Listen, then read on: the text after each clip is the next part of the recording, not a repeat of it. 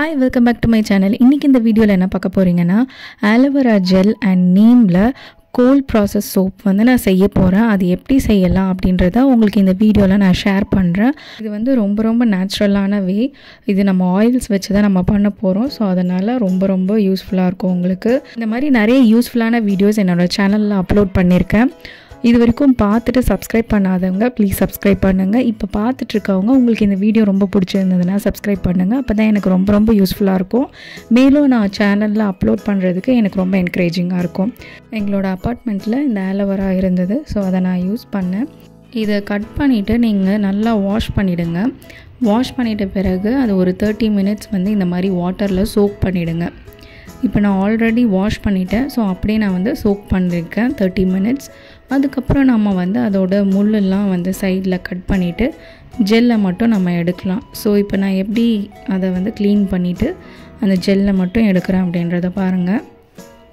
Meanwhile soap மேக்கிங்கில் எத்தனை types இருக்குதுன்னு சொல்கிறேன். Cold processing, melt and pour, hot processing and rebatch. இந்த 4 ப்ராசஸில் வந்து பார்த்திங்கன்னா நான் கோல்ட் ப்ராசஸிங் தான் பண்ணிகிட்ருக்கிறது. இதில் வந்து பார்த்திங்கன்னா முழுக்க oils and natural ingredients plus கொஞ்சம் வந்து சோடியம் ஹைட்ராக்சைடு அதாவது லைம் வந்து நம்ம யூஸ் பண்ணுறோம். பிகாஸ் இந்த ஆயில்ஸை வந்து சோப்பாக கன்வெர்ட் பண்ணுறது அதுதான்.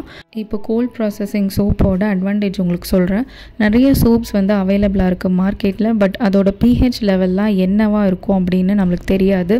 அது நம்மளோட ஸ்கின்னை எந்த அளவுக்கு அஃபெக்ட் பண்ணும் நம்மளுக்கு தெரியாது. பட் இந்த கோல்ட் ப்ராசஸிங் சோப் வந்து ஃபுல்லும் நேச்சுரல் இன்க்ரீடியன்ட்ஸ்ன்றதுனால நீங்கள் நம்பி யூஸ் பண்ணலாம். இப்போ நான் சூஸ் பண்ணியிருக்க இன்க்ரீடியன்ட் பார்த்திங்கன்னா ஆலோவேரா அண்ட் நீம். இது ரெண்டுமே நம்மளோட ஃபேஸ்க்கு ரொம்ப சேஃப் அண்ட் அவ்வளோ ஒரு நேச்சுரல் பெனிஃபிட்ஸ் கொடுக்கும். இப்போ ஆலோவேரா ஜெல் நம்ம எடுத்தாச்சு. இப்போ இதை ஒரு மிக்ஸி ஜாரில் போட்டு பிளெண்ட் பண்ணி அதை வந்து நம்ம ஃபில்டர் பண்ணி எடுத்துகிட்டு ஃப்ரீசரில் வச்சு ஃப்ரோஸ் பண்ணிடலாம். இந்த சோப்புக்கு என்னென்ன ஆயில்ஸ் யூஸ் பண்ணோன்னு பார்த்திங்கன்னா olive pomace oil, coconut oil, shea butter, cocoa butter and castor oil. First நம்ம ஆலிவ் பொமேஸ் ஆயில் யூஸ் பண்ண போகிறோம். எப்பயுமே நம்ம யூஸ் பண்ணுற கண்டெய்னரை கழிச்சிட்டு தான் நம்ம ஆயில் வந்து வெயிட் பண்ணணும். ஸோ அதனால் நான் ஆலிவ் ஆயில் வந்து பார்த்திங்கன்னா கொஞ்சமாக போர் பண்ணி ஆலிவ் பொமேஸ் ஆயில் 222 கிராம் வந்ததுக்கப்புறம் நான் அதை ஸ்டாப் பண்ணிவிட்டு அது கூட நீம் வந்து பவுடர் பண்ணி மிக்ஸ் பண்ண போகிறேன். இதை ஓவர் நைட் நான் சோக் பண்ணிவிட்டு இன்ஃப்யூஸ் பண்ண போகிறேன். த நெக்ஸ்ட் டே அதை எடுத்து ஃபில்டர் பண்ணிவிட்டு வெறும் அந்த ஆயிலை மட்டும் ஸ்ட்ரெயின் பண்ணி எடுக்க போகிறேன். இப்போ இந்த ஆயில் வந்து பார்த்திங்கன்னா 193 தான் இருக்குது.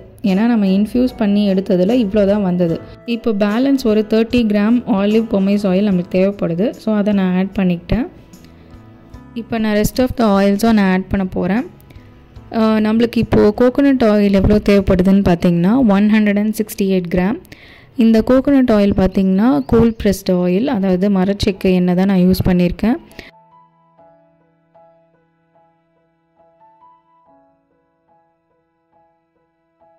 வெயிட் பார்த்துக்கோங்க, 169 இருக்குது. ஜஸ்ட் 1 கிராம் மட்டும் எக்ஸ்ட்ரா, அது ஒன்றும் பரவாயில்ல. நெக்ஸ்ட்டு நம்ம கேஸ்டர் ஆயில் எடுத்துக்க போகிறோம். கேஸ்டர் ஆயில் நம்ம ஃபேஸ்க்கு ரொம்ப நல்லது தான். ஸோ அதனால் இதையும் நம்ம யூஸ் பண்ண போகிறோம். இது ஒரு 36 கிராம் நம்ம எடுத்துக்க போகிறோம்.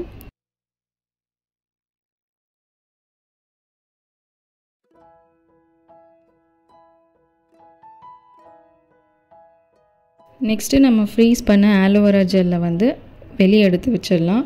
இப்போது நம்ம வந்து ஆயில்ஸ்லாம் எடுத்தாச்சு. கூட வந்து இந்த ஷியா பட்டர், கோகோ பட்டரை வந்து மெல்ட் பண்ணி அந்த ஆயில்ஸ் கூட நம்ம மிக்ஸ் பண்ண போகிறோம். ஷியா பட்டர் ஃபஸ்ட்டு எடுக்க போகிறோம்.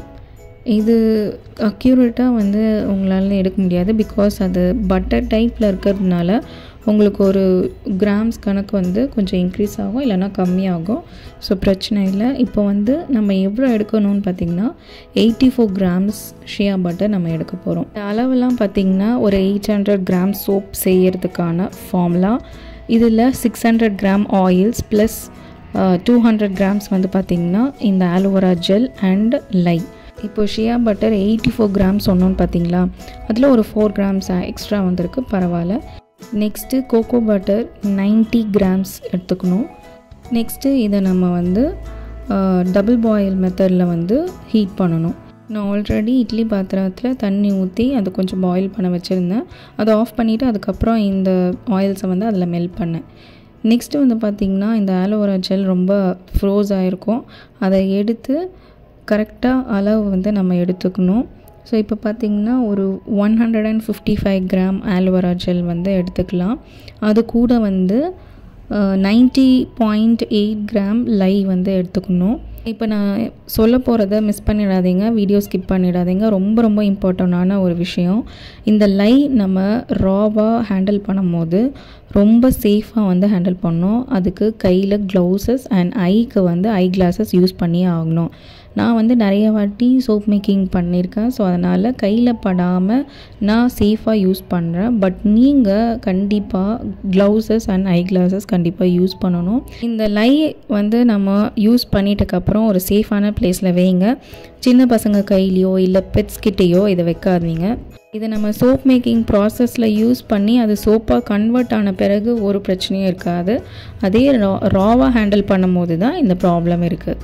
ஓகேங்களா? ஸோ இது வந்து பார்த்திங்கன்னா நம்ம 90.8 கிராம்ஸ் எடுத்தாச்சு. இதை மிக்ஸ் பண்ணி ரூம் டெம்பரேச்சர் வர வரைக்கும் வெயிட் பண்ணணும். அதே மாதிரி ஆயில்ஸும் மெல்ட் ஆகிடுச்சு. இதுவும் ரூம் டெம்பரேச்சர் வர வரைக்கும் வெயிட் பண்ணணும். நெக்ஸ்ட்டு ஆலோவேரா ஜெல் என்கிட்ட கொஞ்சம் இருந்தது. ஸோ அதோட நான் டிஸ்டில்டு வாட்டர், அதாவது டிஎம் வாட்டர் நான் யூஸ் பண்ணுறேன். ஆக்சுவலாக இந்த சோப் மேக்கிங்க்கு வந்து பார்த்திங்கன்னா இந்த மாதிரி டிஸ்டில்டு வாட்டர்லாம் யூஸ் பண்ணி தான் பண்ணுவாங்க. 12 கிராம் ஆஃப் ஆலோவேரா ஜெல் எடுத்துக்கலாம். என்கிட்ட ஆலோவேரா ஜெல் வந்து கொஞ்சம் தான் இருந்தது ஃப்ரீஸ் பண்ணி வச்சதில். அது கூட நான் வந்து டிஸ்டில்டு வாட்டர் ஆட் பண்ணிக்கிட்டேன். இப்போ இந்த 12 gram of aloe vera gel plus வாட்டரை நான் எடுத்துக்கிட்டு அது கூட 12 கிராம் ஆஃப் சிட்ரிக் ஆசிட் நான் ஆட் பண்ண போகிறேன். இந்த சிட்ரிக் ஆசிட் எதுக்குன்னு பார்த்தீங்கன்னா உங்களோட சோப்போட கன்சிஸ்டன்சியை இன்னும் நல்லா இன்க்ரீஸ் பண்ணும். சோப்பில் லேதர் நிறையா வர்றதுக்கும் ப்ளஸ் அதோட ஷெல்ஃப் லைஃப் வந்து இன்க்ரீஸ் பண்ணுறதுக்கும் இது ரொம்ப ரொம்ப யூஸ்ஃபுல்லாக இருக்கும். ஸோ இதை டிசால்வ் பண்ணிவிட்டு அது தனியாக எடுத்து வச்சிடலாம். நெக்ஸ்ட்டு ஒரு 20 gram of lemongrass essential oils நான் எடுத்துக்கிட்டேன். இப்போ ஃபைனலாக நம்ம எடுத்துக்கிட்ட ஆயில்ஸ், லை சொல்யூஷன், அது கூட இந்த citric acid solution and essential ஆயில்ஸை நம்ம மிக்ஸ் பண்ண போகிறோம். ஃபஸ்ட்டு சிட்ரிக் ஆசிட் ஆட் பண்ண அந்த சொல்யூஷனை மிக்ஸ் பண்ணிக்கிறோம்.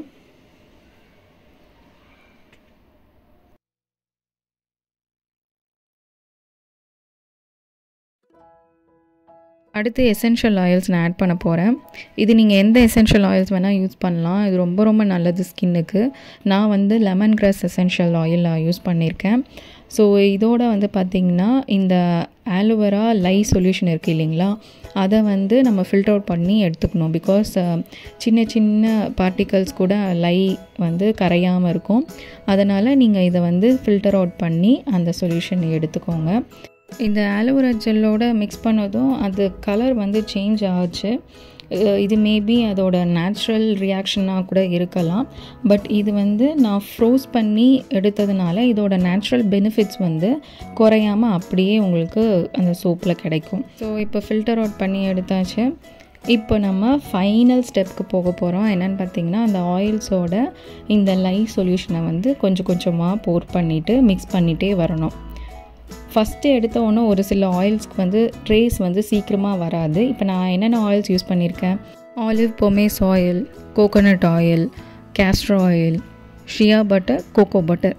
ஸோ இந்த ஆயில்ஸ்லாம் வந்து பார்த்திங்கன்னா கொஞ்சம் ட்ரேஸ் வந்து மேனுவலாக பண்ணும்போது லேட்டாக தான் வரும். நீங்கள் அந்த ட்ரேஸ் வர வரைக்கும் பொறுமையாக வந்து இப்படியே ஸ்டர் பண்ணிகிட்டே இருக்கணும். அப்போ தான் அந்த ட்ரேஸ் ஃபார்ம் ஆகும். அந்த ட்ரேஸ் வந்த பிறகு தான் நீங்கள் சிலிக்கான் மோல்டில் வந்து போர் பண்ணணும். அது வரைக்கும் வெயிட் பண்ணி கன்சிஸ்டன்சியாக இந்த மாதிரி ஸ்டர் பண்ணிகிட்டே இருங்க. அப்போ தான் அந்த ட்ரேஸ் வரும்.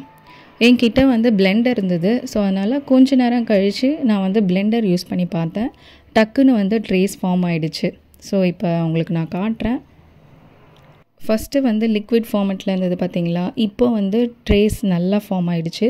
இப்போ நான் வந்து சிலிக்கான் மோல்டில் போர் பண்ண போகிறேன். இந்த மோல்டில் நீங்கள் ஊற்றுறதுக்கு முன்னாடி ஒரு சொல்யூஷன் ஸ்ப்ரே பண்ணிங்கன்னா பபிள்ஸ்லாம் வராமல் கரெக்டாக அழகான ஒரு சோப் வந்து ஃபார்ம் ஆகும். சப்போஸ் உங்ககிட்ட இல்லைனாலும் பரவாயில்ல, நீங்கள் அந்த மோல்டில் ஊற்றிட்ட பிறகு சும்மா இப்படி தட்டி விடுங்க. So that air bubbles lock ஆகாமல் கரெக்டாக சோப் வந்து ஃபார்ம் ஆகும். இப்போ நான் எல்லாத்துலேயுமே அதை போர் பண்ணிவிட்டு அதை செட் பண்ணுறேன்.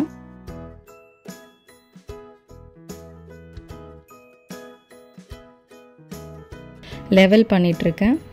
ஸோ இதெல்லாம் பண்ணி முடிச்சுட்டு நல்லா செட் ஆகிடும். இதை நீங்கள் வந்து ஒரு 48 ஹவர்ஸ் கழித்து நீங்கள் அந்த மோல்ட்லேருந்து வெளியே எடுத்துடலாம். வெளியே எடுத்துட்டு அப்படியே யூஸ் பண்ணக்கூடாது. ஒரு 50 to 60 டேஸ் நீங்கள் அதை வந்து சப்பானிஃபிகேஷனுக்காக வெயிட் பண்ண விடணும். ஏன்னா வந்து இது வந்து சோப்பாக ஃபுல்லாக கன்வெர்ட் ஆன பிறகு நீங்கள் அதை யூஸ் பண்ணிக்கலாம் தாராளமாக. ஸோ எப்பயுமே வந்து சோப் வந்து இந்த மாதிரி கோல்ட் ப்ராசஸிங் பண்ண உடனே நீங்கள் யூஸ் பண்ணக்கூடாது. ஒரு 50 to 60 டேஸ் கழித்து நீங்கள் அதுக்கப்புறமா யூஸ் பண்ணிக்கலாம். என்கிட்ட இருக்கிற சிலிக்கான் மோல்டு குவான்டிட்டி பார்த்திங்கன்னா 100 grams பிடிக்கும். ஸோ அப்படி பார்த்திங்கன்னா நான் இப்போது செஞ்சது எனக்கு 800 grams சோப் வந்து கிடச்சிருக்கு. அதோட கொஞ்சம் எக்ஸ்ட்ரா வந்தது. அது வந்து பார்த்திங்கன்னா ஒரு 100 grams சோப்பாக வரல, அதனால் கொஞ்சமாக இருந்தது. அதை நான் வேறு எதுக்குன்னா ரஃப் யூஸ்க்கு யூஸ் பண்ணிக்குவேன். பட் டோட்டலாக வந்து பார்த்திங்கன்னா 800 grams வந்து எனக்கு கிடச்சிது 100 grams-ஆக. ஸோ இப்படி தான் சோப் மேக்கிங் நான் நிறைய வாட்டி பண்ணியிருக்கேன். இது கொஞ்சம் நேரம் கழித்து இப்படி கொஞ்சம் செட் ஆகிருக்கு. பட் நான் இதை 48 hours வெயிட் பண்ண விடுறேன். பார்க்கலாம். ஓகே, இப்போ இது 2 days ஆகிடுச்சு. நான் இப்போ இதை அன்மோல்ட் பண்ணி பார்க்க போகிறேன், எப்படி இருக்குதுன்னு பார்க்கலாம். இந்த சோப் மேக்கிங் நான் எப்படி கற்றுக்கிட்டேன்னா, என்னோடய கெரியர் பிரேக்கில் ஏதாவது கற்றுக்கணும் அப்படின்னு சொல்லி நான் யோசிச்சுட்ருக்கும் போது இந்த சோப் மேக்கிங் வீடியோஸ்லாம் வந்தது. ஸோ அதெல்லாம் பார்த்துட்டு நானே மெட்டீரியல்ஸ்லாம் வாங்கி வீட்டிலே ட்ரை பண்ணேன். ஃபஸ்ட்டு முன்ன பின்ன தான் இருந்தது. அதுக்கப்புறம் நல்ல ஒரு எக்ஸ்பீரியன்ஸ் வந்ததுக்கப்புறம் இப்போ என்னால் எனக்கு தேவையான சோப்பை வந்து நான் ரெடி பண்ண முடியுது. அது மாதிரி பல பெண்களுக்கு இது யூஸ்ஃபுல்லாக இருக்கும்னு நினைக்கிறேன். Confidence is the key. கண்டிப்பாக எல்லாராலையும் ஏதாவது அச்சீவ் பண்ண முடியும். ஸோ இந்த வீடியோ பார்த்துட்ருக்கவங்க என்னோடய வீடியோ யூஸ்ஃபுல்லாக இருந்ததுன்னா சப்ஸ்கிரைப் பண்ணுங்கள். அடுத்த வீடியோவில் உங்களுக்கு ஒரு யூஸ்ஃபுல்லான இன்ஃபர்மேஷனோட நான் உங்களை சந்திக்கிறேன். Until it's me signing off, Jenny. Bye-bye.